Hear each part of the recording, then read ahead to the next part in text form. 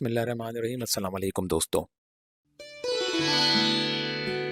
Sikhism is a monotheistic religion that originated in the Punjab region of the Indian subcontinent in the late 15th century.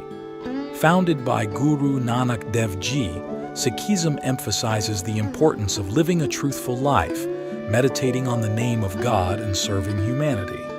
The Sikh community is known for its distinctive appearance, including the uncut hair covered by a turban, symbolizing spirituality, honor and dedication. दोस्तों, सिख मत के पैरोकारों को सिख कहते हैं। सिख पंजाबी ज़बान का लफ्ज़ है जो संस्कृत से पंजाबी में वारिद हुआ है। इसके मतलब सीखने के हैं। सिख बरादरी सारी दुनिया में बसती है, तहाँ भारत में उनकी तादाद ज़्यादा है, जहाँ भारतीय रियासत पंजाब में उनकी अक्सरियत है। सिख मज़हब का आगाज़ गुरु नानक ने 15वीं सदी ईस्वी में किया था। बाबा गुरु नानक मौजूदा ननकाना साहब में 15 अप्रैल 1669 में पैदा हुए। इस कस्बे को राय भवी ने आबाद किया था, जिसे राय भवी दी तलवंडी कहा जाने लगा। तहाँ बाद में बाबा साहब के पड़पोते ने जब इब्तिदाई गुरुद्वारा तामीर कराया तो इसका नाम ननकाना साहब पड़ गया। बाबा नानक के वालिद का नाम मेहता कालू और वालदा का माता तृप्ता था। दोनों हिंदू कश्तरी थे, वालिद पटवारी थे और तलवंडी गांव में फसल की आमदन का हिसाब किताब रखते थे। बाबा नानक की एक ही बड़ी बहन बीबी नाना की थी, जिनसे बाबा नानक बहुत ज्यादा करीब थे। उनकी इस बहन की शादी सन 1475 ईस्वी में हुई थी, तो वो उनके साथ ही आज के हिंदुस्तानी पंजाब के जिला कपूरथला के गांव सुल्तानपुर चले गए। वहाँ उनके बहनोई भाती जयराम सल्तनत दिल्ली के गवर्नर दौलत खान की सरकार में मुलाजिम थे। वहीं उन्होंने बाबा नानक को मुलाजमत दिलवा दी और वो वहाँ 1500 तक मुकीम रहे। बाबा नानक ने वहीं एक खातून सलीखानी से शादी कर ली, जिससे 2 बच्चे हुए, जिनका नाम श्री चंद और लक्ष्मी चंद था। तारीख के और आग बतलाते हैं कि बाबा गुरु नानक के मिजाज में बचपन से ही रूहानियत गालिब थी। बचपन में उन्होंने हिंदुओं के एक ऐसे रिवायती धागे को पहनने से इनकार कर दिया था जो ज़ात पात का मजहर था। वो अपनी ज़ात और दूसरे इंसानों के वजूद और अफादियत पर गौर व फिक्र और ज्ञान करने के आदी थे। शुरू से ही दूसरे इंसानों की भलाई करना और खुसूसन भूखों को खाना खिलाना और बेलौस खिदमत करना और नेक अमाल करना बाबा नानक की शख्सियत की पहचान बन गए थे। बाबा गुरु नानक ने बेशुमार सफ़र किए, जिन्हें उदासिस कहा जाता है। 27 साल की उम्र से ये सफ़र शुरू किए और इंडिया के मुख्तलिफ शहरों, तिब्बत और अरब ममालिक गए। बिलखुसूस हिंदू और मुसलमानों के मजहबी मकामात पर वक्त गुजारा। जिन शहरों का जिक्र तारीख दादों ने किया है वो तिब्बत, मक्का, बगदाद, अटल बटाला, मुल्तान, यरूशलेम, वेटिकन सिटी, आज़रबाईजान, बंगाल में वाक़ सिलहट, माउंट समीर, अयोध्या हैं। इनमें से कुछ मकामात के सफ़र की रिवायात गैर मुस्तनद हैं, लेकिन ये तय है कि बाबा नानक ने तकरीबन 28,000 किलोमीटर का फासला ज़्यादातर पैदल या सवारी के जरिए तय किया। बिलाखिर 55 साल की उम्र में बाबा नानक करतारपुर में आबाद हो गए। खेती बाड़ी के काम से मुंसलिक रहे। इस दौरान छोटे छोटे सफ़र किए और अचल में नात योगी, पंजाब में मुल्तान और सूफिया के मज़ारात तक गए। करतारपुर उनका मरकज़ रहा। यहीं सिख मज़हब की बाकायदा बुनियाद पड़ी। सिख मज़हब के अकायद व तसव्वुरात यहीं वज़ा हुए। बाबा नानक ने सिख पैरोकारों को मुनज़्ज़म किया और बिलाखिर यहीं सितंबर 1539 को वफ़ात पाई। इसी वजह से करतारपुर में वाक़ गुरुद्वारा दरबार साहब को सिख मत में मरकज़ी हैसियत हासिल है। ये आलमी शोहरत का हामिल है। सिख यात्री यहाँ दूर दराज से खिंचे आते हैं। माजी में यहाँ और इर्द गिर्द के इलाकों में सिखों की आबादी काफ़ी तेज़ी से बढ़ी। ताहम 1947 की हिंदुस्तान की तकसीम के बाद सिखों की कसीर तादाद मशरक़ी पंजाब में आबाद हो गई। इस वक्त ये अंदाज़ा किया जाता है कि पंजाब में सिखों की आबादी तकरीबन 16 मिलियन के लगभग है। ये जानना आप दोस्तों के लिए दिलचस्पी का बाइस होगा कि सिख मज़हब का बुनियादी अक़ीदा वहदानियत यानी एक खुदा एक अनकर है। बाबा नानक ने इस अमर का प्रचार किया कि खुदा हर इंसान के दिल में मौजूद है और एक सच्चे सिख को उसकी मौजूदगी अपने दिल में महसूस करनी चाहिए। बाबा नानक की तालीमात 3 अमाल या अहकाम पर मुश्तमिल है। नंबर 1 वंशकु यानी शेयर करो, यानी दूसरों में बांटो, मिल बांट कर इस्तेमाल करो। नंबर 2 करत करो यानी दयानतदारी से काम करो और धोखा फरेब से दूर रहो। नंबर 3 नामजीव यानी खुदा का नाम लो, उसकी मौजूदगी महसूस करो और इंसान के अंदर जो चोर छुपे बैठे हैं उन पर काबू पाओ। सिखों के लिए 5 काफ या 5 निशानियां या कके हैं, जो कि कैश, कंघा, कड़ा, कच्छा और किरपान है। कैश यानी पालना काटना, کنگھا جو لکڑی کا کنگھا ہے، اور کڑا یعنی ہاتھ میں ایک اسٹیل کا جو کنگن پہنتے ہیں، اسی طرح سے کچھا یعنی کاٹن کا ایک جانگیا، اور کرپان یعنی اسٹیل کی ایک تلوار۔ سکھوں کے 10ویں گرو گوبند سنگھ نے 1699 میں تمام سکھوں کو کیچ کر کے قریب اکٹھا کیا اور 5 ککے یعنی 5 ککار، جنہیں اردو میں 5 کاف کہتے ہیں، سکھوں کو اپنی زندگی کا لازمی حصہ بنانے کا حکم دیا، جسے سکھ مت ایک مذہبی حکم سمجھ کر استعمال کرتا ہے۔ یہ 5 ککار، جن کی ابھی ہم نے آپ کو تفصیل بتائی، یعنی کیش، بال، کنگھا، کڑا، کچھا اور کرپان، سکھوں کی سالانہ معروف تقریب بیساکھی یا ویساکھی کا میلہ ہے، جو ہر سال 13 یا 14 اپریل کو منایا جاتا ہے۔ یہ پنجاب میں موسم بہار کا ہارویسٹ میلہ بھی ہے اور نئے شمسی سال کا آغاز بھی۔ دنیا بھر میں سکھوں کی تعداد تقریباً 30 ملین ہے۔ سب سے زیادہ تعداد بھارت کے مشرقی پنجاب میں ہے۔ آبادی کے لحاظ سے دوسرا بڑا ملک کینیڈا ہے، جہاں تقریباً 12 لاکھ سکھ آباد بتائے جاتے ہیں۔ سب سے زیادہ سکھ برٹش کولمبیا میں ہیں، اس کے بعد انٹاریو میں اور پھر البرٹا میں موجود ہیں۔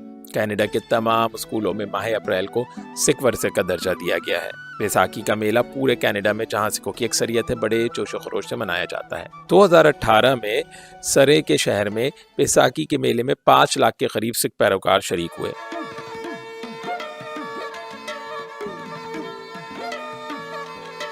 اسی طرح سے امریکہ میں سکھوں کی تعداد 5 لاکھ کے لگ بھگ ہے۔ ان کی زیادہ تر آبادی کیلیفورنیا میں ہے اور پولیس میں ان کو پگڑی باندھنے کی سرکاری اجازت ہے۔ تقریباً 5 لاکھ سے زیادہ سکھ برطانیہ میں بھی آباد ہیں۔ تاہم دنیا کے تمام ممالک میں سکھ موجود ہیں، جیسے ملائیشیا، وسطی ایشیا، آسٹریلیا وغیرہ۔ دوستو، جیسے کہ ہم نے آپ کو بتایا کہ سکھ مذہب کا آغاز 15ویں صدی میں بابا گرو نانک نے کیا۔ تاہم یہ باتیں کرنا ضروری ہے کہ سکھ مت میں 10 ماسٹر یا گروؤں کی اہمیت ہے اور اکثر گردوارے انہی سے منسوب ہیں۔ ان میں سب سے پہلے بابا گرو نانک ہیں، دوسرے نمبر پہ گرو انگد دیو ہیں، تیسرے نمبر پہ گرو امر داس ہیں، چوتھے نمبر پر گرو رام داس، 5ویں گرو ارجن داس، 6ٹھے گرو ہر گوبند، 7ویں نمبر پر ہر رائے ہیں، 8ویں گرو ہر کشن، 9ویں نمبر پر گرو تیغ بہادر اور 10ویں نمبر پر گرو گوبند سنگھ ہے۔ اسکرین پہ آپ کو ان تمام گروؤں کی زمانہ نظر آ جائے گا۔ گرو نانک کے بعد ان کے 9 پیشرو یعنی گروؤں نے سکھ عقائد کو آنے والی کئی صدیوں تک فروغ دینے کا کام کیا۔ 5ویں گرو ارجن کے دور میں سکھ ازم بہت زیادہ مستحکم ہوا۔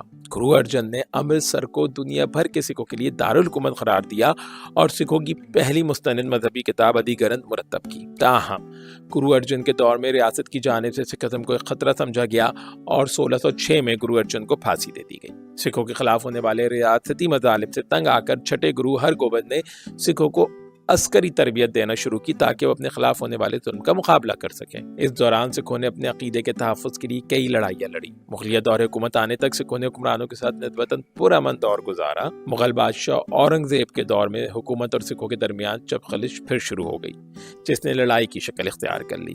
1675 عیسوی میں اورنگزیب نے 9ویں گرو تیغ بہادر کو گرفتار کر کے تختہ دار پر لٹکا دیا۔ 1699 میں 10ویں گرو گوبند سنگھ نے مرد و خواتین پر مشتمل عسکری گروپ خالصہ تشکیل دیا، جس کا مقصد اپنے عقیدے کا تحفظ کرنا تھا۔ گوبند سنگھ نے سکھوں کی ابتدائی رسم کندھے دی پھول قائم کی اور سکھوں کی انوکھی وضاحت دینے کے لیے 5 کاف دیے، جن کا ذکر ہم پہلے کر آئے ہیں، یعنی کیش، کڑا، کچھا، کنگا اور کرپان۔ گوبند سکھوں کے آخری گرو تھے۔ اب سکھ ان کی تعلیمات پر عمل پیرا ہے۔ سکھوں کے پہلے عسکری لیڈر بندہ سنگھ بہادر تھے، جنہوں نے 1716 میں اپنی گرفتاری اور پھانسی تک مغلوں کے خلاف زبردست مہم چلائی۔ 17ویں صدی کے وسط میں سکھ ایک بار پھر منظم ہوئے اور اگلے 50 سالوں میں انہوں نے خطے کے زیادہ حصے پر اپنا تسلط قائم کیا۔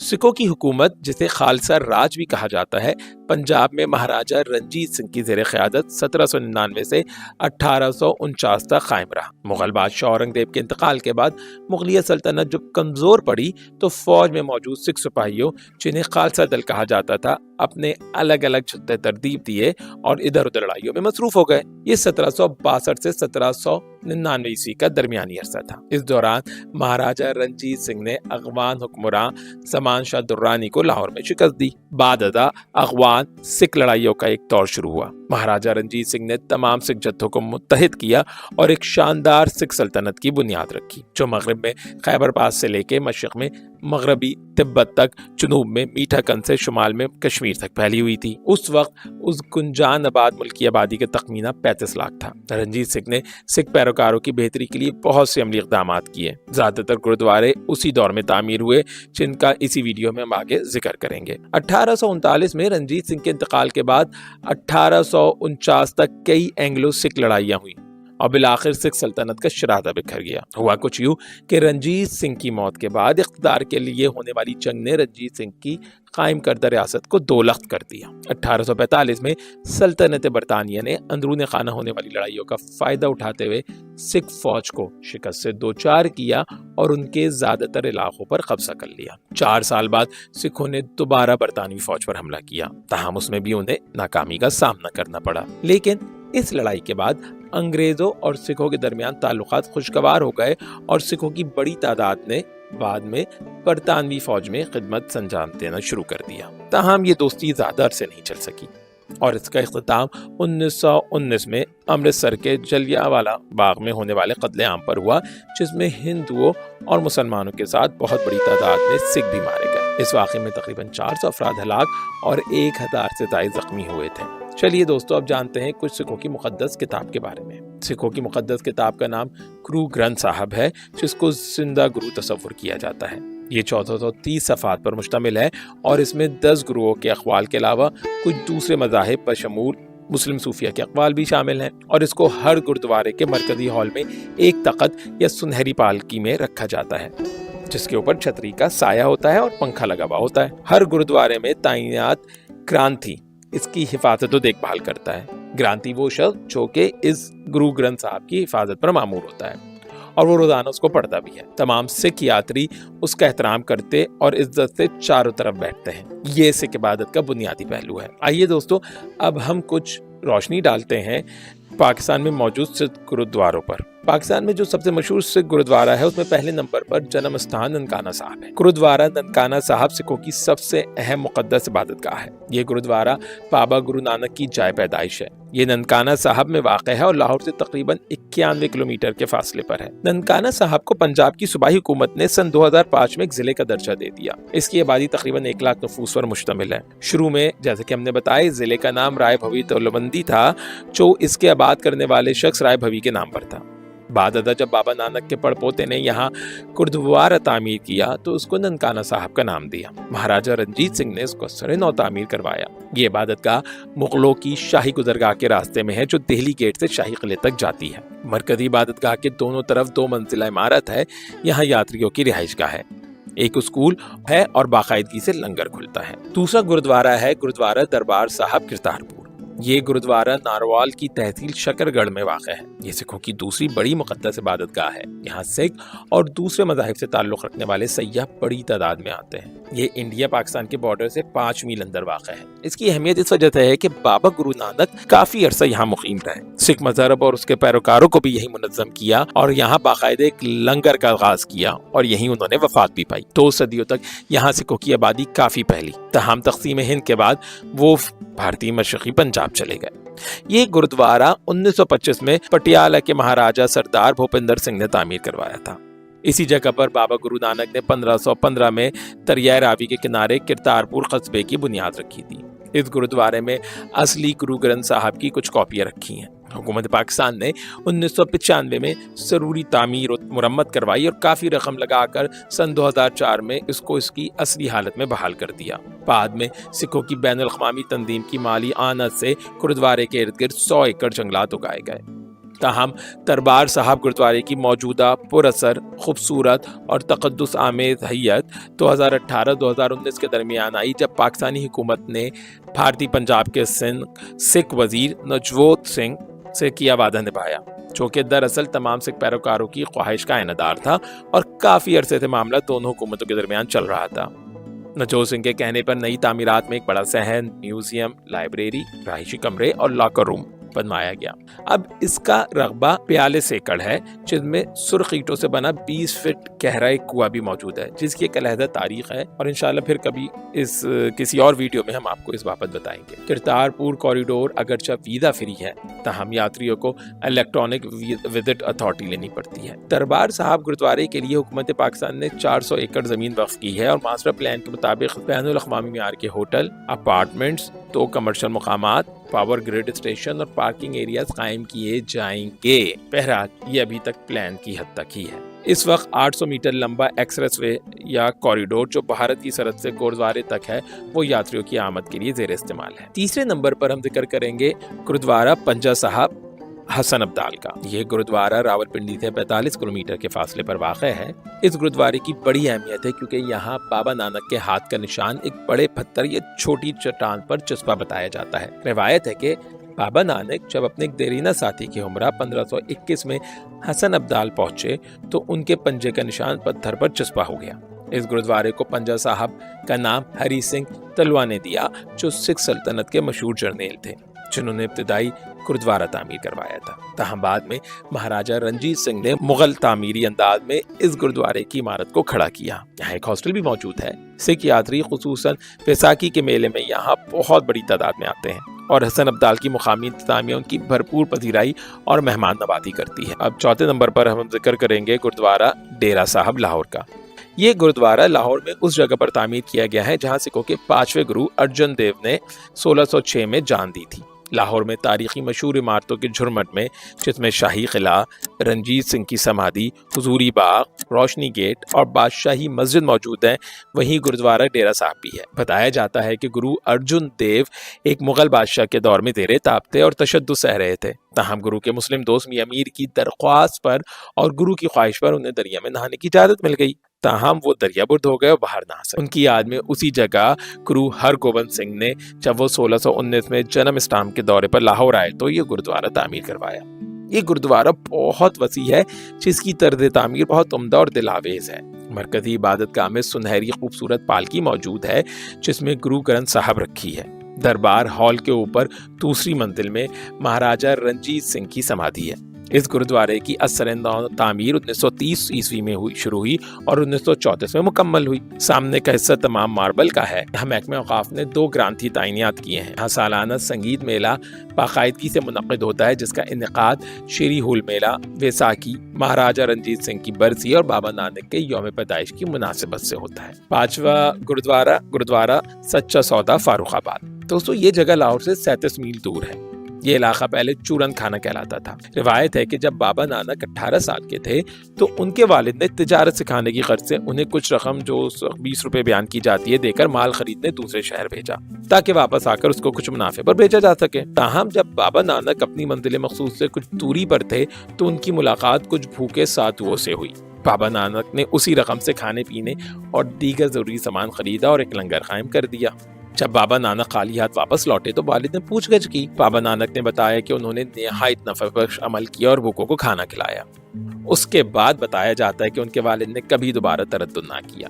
اس جگہ جہاں لنگر قائم کیا گیا تھا، مہاراجہ رنجیت سنگھ نے ایک عالی شان قلعے کی مانند گرودوارہ تعمیر کروایا، جس کا نام گرودوارہ سچا سودا پڑ گیا۔ تقسیم 1947 سے پہلے اس کا انتظام گرودوارہ ریفارم موومنٹ اکیڈمی یا کمیٹی سنبھالتی تھی، تاہم بعد میں یہ کافی عرصے بند رہا اور اپریل 1993 میں کھولا گیا اور 46 سال کے بعد سنگت کی اجازت دی گئی۔ یہ 3 منزل عمارت پر مشتمل ہے جو 2 مینار نما گنبدوں کے ساتھ ہے۔ دوسری منزل پر دیوان ہال ہے۔ گرودوارہ چوہا صاحب۔ یہ گرودوارہ جہلم کے قریب تاریخی روہتاس قلعے کے شمالی حصے میں واقع ہے۔ یہ اس واقعے کی یادگار ہے جب بابا گرو نانک نے اپنے ایک معروف سفر جسے ادادس کہا جاتا ہے کے دوران ایک پانی کا چشمہ جاری کیا۔ روایت ہے کہ بابا گرو نانک نے اپنے دیرینہ ہم عصر بھائی مردانہ کے ہمراہ 40 دن تک قریبی واقع تلا جو گیا مندر میں قیام کیا۔ اس جگہ وہ پتھروں پر بیٹھے تھے۔ ایک دن بھائی مردانہ نے پیاس کی شکایت کی۔ بابا نانک نے اپنی چھڑی زمین پر ماری اور ایک پتھر سرکایا تو نیچے سے شفاف پانی ابل پڑا اور قدرتی چشمہ بن گیا۔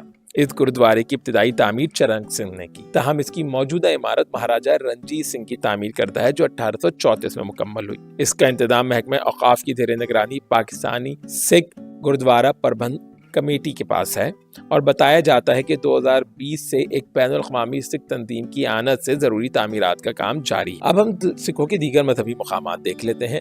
پاکستان سکھ گردوارہ پربندھن کمیٹی کے مطابق ضلع قصور میں سکھ گردواروں کی تعداد 17 ہے، تاہم ان میں سے کوئی بھی گردوارہ فعال نہیں ہے، یعنی ایکٹیو نہیں ہے، یعنی آپریشنل نہیں ہے۔ پنجاب کے ضلع گجرانوالہ میں سکھ گردواروں کی تعداد 10 ہے۔ ضلع سیالکوٹ میں گردواروں کی تعداد 11 ہے، ان میں سے گردوارہ بابے دی پیر کو کچھ عرصے پہلے ہی سکھوں کے لیے کھولا گیا۔ پنجاب کے ضلع لاولپنڈی، شیخوپورہ، اکاڑا اور ساہیوال میں بھی سکھوں کے 5 گردوارے ہیں۔ جھنگ اور حافظ آباد میں 4، چہلم میں 3، چکوال، وہاڑی، ڈیرہ غازی خان، ملتان، فیصل آباد، خوشاب، بہاولپور، خانیوان اور خیبر پختونخوا کے ضلع بنوں میں 1 گردوارہ موجود ہے۔ خیبر پختونخوا کے دارالحکومت پشاور میں 2، ڈیرہ اسماعیل خان میں 3، مانسہرہ میں 2، ہزارہ میں 2 گردوارے ہیں۔ سندھ میں کراچی، شکارپور، سکھر میں 2 گردوارے ہیں۔ لاڑکانہ، میرپور خاص، کوئٹہ، قلات اور گلگت بلتستان میں بھی سکھوں کا 1 گردوارہ موجود ہے۔ دوستو، ان گردواروں کی تعداد سے آپ اندازہ لگا سکتے ہیں کہ تقسیم پاکستان سے قبل سکھ کس قدر ڈائیورسٹی کے ساتھ اس پورے علاقے میں رہتے تھے کہ پورے پاکستان میں جگہ جگہ ان کے گردوارے موجود ہیں، اور یہ میجورٹی گردوارے راجہ رنجیت سنگھ کے دور میں بنائے گئے تھے۔ پاکستان سکھ گردوارہ پربندھن کمیٹی کے سیکرٹری جنرل سردار امیر سنگھ کے مطابق ضلع شیخوپورہ کے علاقے فاروق آباد میں گردوارہ سچا سودا، احمد آباد میں گردوارہ روڑی صاحب میں سکھ یاتری زیادہ آتے ہیں۔ لاہور میں گردوارہ ڈیرہ صاحب، گردوارہ گرو رام داس، گردوارہ بیبی نانکی اور گردوارہ شہید گنج میں بھی سکھوں کا تانتا بندھا رہتا ہے۔ سردار امریش سنگھ اروڑا کا کہنا ہے کہ دربار صاحب کرتارپور کے افتتاح سے سکھ برادری بہت خوش ہے۔ ان کے بقول پاکستان سے متعلق اگر سکھ برادری کے بعض افراد کی منفی رائے تھی تو وہ اس اقدام کے باعث تبدیل ہوگی۔ اس وقت پاکستان میں سکھ بہت کم تعداد میں آباد ہیں۔ بہت سے سکھ پنجاب کے صوبے میں آباد ہیں جو پرانے پنجاب کا ایک حصہ ہے جہاں سے سکھ مت کی شروعات ہوئی۔ صوبہ خیبر پختونخوا کے دارالحکومت پشاور میں بھی سکھ کافی تعداد میں آباد ہیں۔ امریکہ کے اسٹیٹ ڈپارٹمنٹ کی 2006 کی رپورٹ کے مطابق پاکستان میں سکھوں کی آبادی 20,000 کے قریب ہے۔ 1947 میں آزادی پاکستان کے بعد سکھ برادری نے پاکستان میں منظم ہونا شروع کیا اور پاکستان سکھ گردوارہ پربندھن کمیٹی بنائی تاکہ پاکستان میں سکھوں کے مقدس مقامات اور ورثوں کا تحفظ کیا جا سکے۔ حکومت پاکستان نے بھارتی سکھوں کو پاکستان میں آنے اور اپنے مقدس مقامات کی یاترا کرنے کی اجازت دی ہوئی ہے اور پاکستان سکھوں کو بھارت جانے کی بھی اجازت ہے۔ پاکستان میں حالیہ برسوں میں سکھ برادری کے نوجوان فوج سمیت متعدد شعبوں میں سامنے آئے ہیں، جیسے right arm fast bowler Mahendra Pal Singh جو حال ہی میں مردان سے نیشنل کرکٹ اکیڈمی کی جانب سے ایمرجنگ کرکٹرز میں منتخب ہوئے اور ملتان میں 28 نومبر سے 11 دسمبر تک ٹریننگ مکمل کی۔ مہندر پال سنگھ نے اپنے ایک انٹرویو میں کہا کہ ٹریننگ میں مدثر نظر مشتاق احمد نے نہ صرف ان کے کھیل کی تعریف کی بلکہ chairman cricket board Shahryar Khan نے ملتان کی کرکٹ اکیڈمی میں ان سے ملاقات میں تعریف کی اور بلکہ خوش ہو کر کہا کہ شکر ہے کہ پاکستان کی کرکٹ میں کوئی سکھ لڑکا تو سامنے آیا۔ مہندر پال سنگھ پنجاب یونیورسٹی میں بی فارمیسی کے طالب علم ہیں اور کرکٹ کھیلنے کی خواہش اپنے والد ڈاکٹر ہرجیت سنگھ کو دیکھ کر پیدا ہوئی جو خود بھی فاسٹ بالر تھے۔ 20 سالہ مہندر پال کا تعلق تو مردان سے ہے لیکن ان کا خاندان امن و امان کی خراب صورتحال کی وجہ سے 15 برس پہلے ننکانہ صاحب منتقل ہو گیا تھا۔ خیبر پختونخوا کے 27 سالہ کورپال سنگھ ایک خوش پوش نوجوان سکھوں کے حقوق کے لیے عرصے دراز سے کام کر رہے ہیں اور اپنے علاقے میں لوگ انہیں بہت قدر کی نگاہ سے دیکھتے ہیں۔ خیبر پختونخوا کے دارالحکومت پشاور کے ڈبگری گارڈن کے اندر سکھوں کا محلہ جوگن شاہ ہے جہاں پر 600 سے زائد سکھ گھرانے پچھلے تقریباً 33 سالوں سے آباد ہیں۔ ان میں سے بیشتر سکھ گھرانے دہشت گردی کے پیش نظر پاکستان کے قبائلی علاقوں خیبر اور کرم ایجنسی سے نقل مکانی کر آباد ہوئے ہیں، لیکن محلے میں جتنے بھی گھر اور زمینیں ہیں یہ ان سکھوں کی ذاتی ملکیت ہیں۔ کورپال سنگھ یہاں کے سکھ بچوں کے لیے ایک اسکول بھی چلا رہے ہیں جو 3 منزلہ عمارت پر مشتمل ہے۔ سکھ آبادی پشاور میں گزشتہ کئی دہائیوں سے آباد ہے اور زیادہ تر سکھ لوگ کپڑے، دوائی یا ہومیوپیتھک کے شعبے سے منسلک۔ دہشت گردی سے سکھوں کے کاروبار جو خیبر ایجنسی کے باڑہ بازار میں تھا بہت متاثر ہوا تھا اور کورپال سنگھ کے مطابق یہی وجہ ہے کہ خیبر کو چھوڑ کر سکھ پشاور میں رہائش پذیر ہیں۔ گورپال سنگھ نے اس بات کی تردید کی ہے کہ کچھ سکھ دہشت گردی کی وجہ سے پاکستان چھوڑ کر ہندوستان چلے گئے۔ انہوں نے کہا کہ چند گھرانوں کے لوگ کاروبار کی غرض سے ضرور گئے ہیں لیکن مستقل طور پر پاکستان چھوڑ کر کوئی نہیں گیا ہے۔ انہوں نے کہا کہ ہم بھلا پاکستان کیسے چھوڑ سکتے ہیں، ہمارے مذہب کے مذہبی پیشوا بابا گرو نانک اسی پاکستان میں ہیں اور ہم اس ملک کو اتنا ہی مقدس سمجھتے ہیں جتنا مسلمان خانہ کعبہ کی زمین کو سمجھتے ہیں۔ حال ہی میں پاکستان میں ہونے والی مردم شماری میں سکھوں کے لیے فارم میں کالم نہ رکھنے پر افسوس کرتے ہوئے گورپال سنگھ کا کہنا تھا کہ جب کسی ملک کو یہ نہ معلوم ہو کہ وہاں پر سکھوں کی آبادی کتنی ہے تو وہ ان کے حقوق کے لیے کیا اقدامات کریں گے۔ دوستو، یہاں یہ بات مد نظر رہے کہ گورپال سنگھ کا ایک بھائی سال 2014 میں خیبر پختونخوا کے ضلع چارسدہ میں اپنے کلینک میں ٹارگٹ کلنگ میں مارا گیا تھا۔